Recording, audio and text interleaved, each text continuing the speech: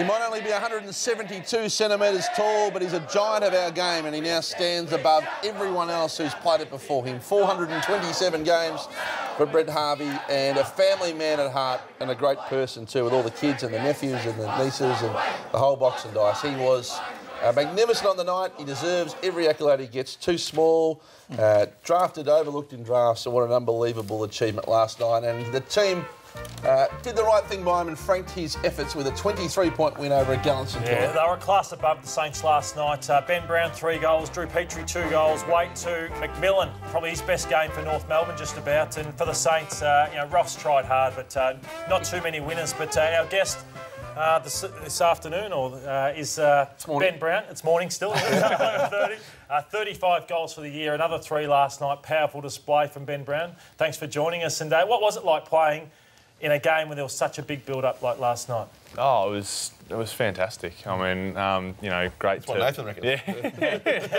I actually thought of that just as no, it was great. And obviously Boomer made it, all about the team, and it was just about coming out and winning. And so it's great to come out in front of a big crowd turned out for him, and great to get the result. Just on playing a team like St Kilda, who we all know their record at Etihad Stadium, I think was 30 of 35. I think Saturday night footy at Etihad, but you just didn't let them get that run and flow. Was that a huge emphasis in the build-up to it, not letting their run and carry game get going? Yeah, definitely. We knew they wanted to play a transition game, and we wanted to fight through their pressure and move the ball the way we wanted to, and I think we were able to play on our terms the majority of the game, which was good. Your own form, Ben, you appear to be in career best form. 23 years old now, so a couple of pre-seasons under your belt, and just week in, week out, your hands are good and you're kicking for goals. Always been a strength. It looks like you're really feeling on top of your game at the moment. Yeah, I'm feeling all right. It definitely helps when you've got guys like Drew Petrie and Wadey who, take the best defenders most weeks, so it generally means I'm on the third. So, it's been good to put a few good performances together, but it's just about trying to keep that consistency for myself now. Here is some of your highlights last night, Ben, and I just loved late in the game some of the powerful grabs that you took. This one, I think it is an absolute beauty, and you even just had a bit of a strut about you going back here for this one, but yes, you feel like you're growing by the week. Feeling pretty good at this stage, but it's really important that as a team and myself that we keep going into finals now. There are a few weeks left, and we've had a bit of a rough trot of recent times. So good to get 2 wins on the board, but we know it's about building some form into finals now. Drew Petrie, is he a mentor of yours? Absolutely. Yeah, and he was fantastic last night, marking up forward, marking him down back, but he was jumping. It was really good to see him really going for it, and he takes one over you here. Look at that. What do you say there? Did you hear the old Petrie? Yeah. No? I didn't know what had gone on. Yeah. I just knew someone had jumped on my back, and then I heard the Petrie in the crowd, and I knew what had happened. A lot of your game depends on play up the field. Is there one player that running through the middle of the ground, your eyes just slide up? Who do you want to have the ball in the hands? Oh, well, Trent Dumont laid a few on my chest last night, which is good. He's been playing really well, and good to see him in the side, but it's hard to go past Daniel Wells. I mean, having him in the side, a little bit of class, and we've got a really strong midfield, but having Wellsy back's been great when he's been able to... Nicky Del Santo comes on this show a lot, and he says that he's about the only player in the midfield that can kick the ball properly. He's got a kicking is that true? He's actually taking a few of the boys pre-training for some kicking sessions, so he's definitely trying to get it through to some of the younger boys. What do you make of a guy like Dal, putting Listerine, swinging Listerine before he runs out, looking in the mirror?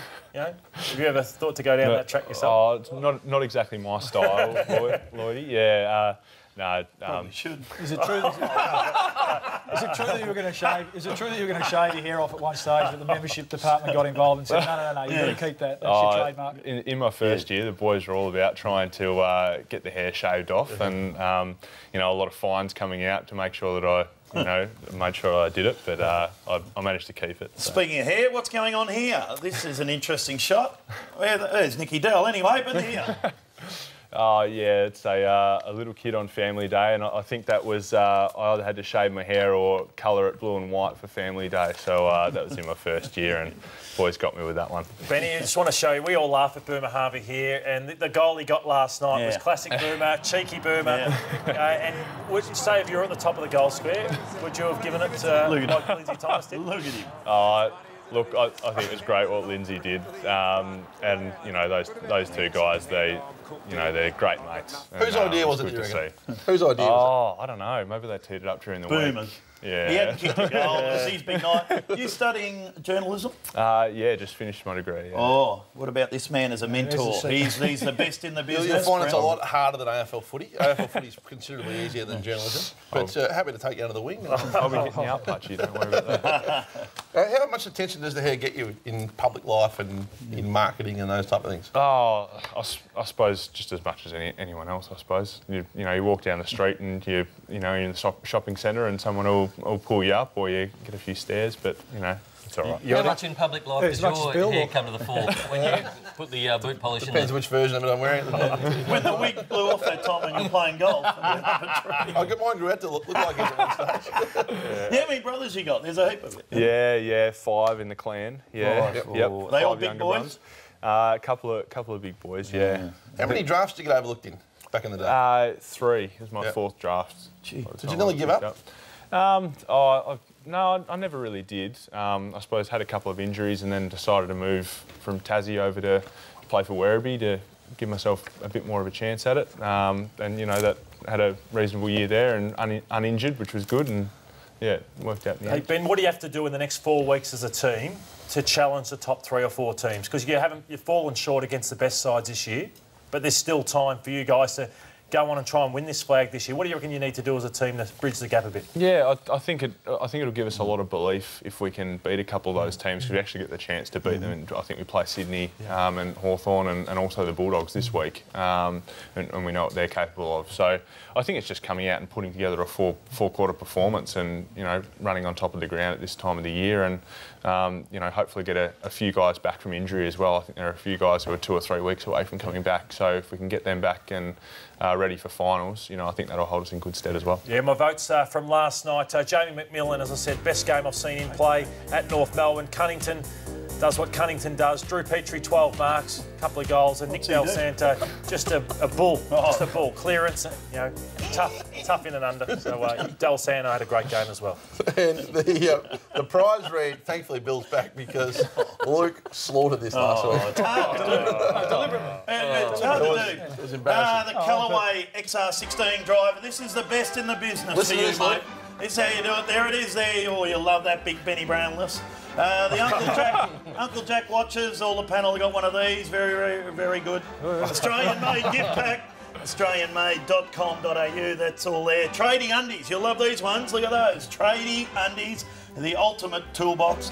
Bar fridge here, $300 voucher to Bar Fridges Put your own name on it, Australia. Bill, have You can, look at that. That's Billy's Bar Fridge there. That is magnificent. $100 gift card, home, timber and hardware. Go where the tradies go. $100 good food gift card, Australian-wide there. That is magnificent. Chemist Warehouse. Get a closer shave thanks to Gillette Flexball. This is magnificent there, Gillette. We love that. Chemist Warehouse. And the Aquila shoes and clothing, $250 voucher for all the shoes and clothing there, mate. All for you, Benny Brown. Lovely. All right, Ben. I'll definitely be heading to Chemist Warehouse to pick up some Spark products. There you go. Oh, yeah. By Magnificent. Boomer, so make sure you do that. And the Ray, the Gillette. Yep, And the magnificent. Gillette, of Are you course. shaving? Mate, there's not much to shave, to be honest, so every couple of days. And Luke, you take some notes there? I did. Yeah, good. All right, just to improve it. We might give you another go later on the year. Leave it to Bill. Thanks for coming in, Ben. Awesome. Ben Thanks, Brown is a superstar at the Kangaroos, no question.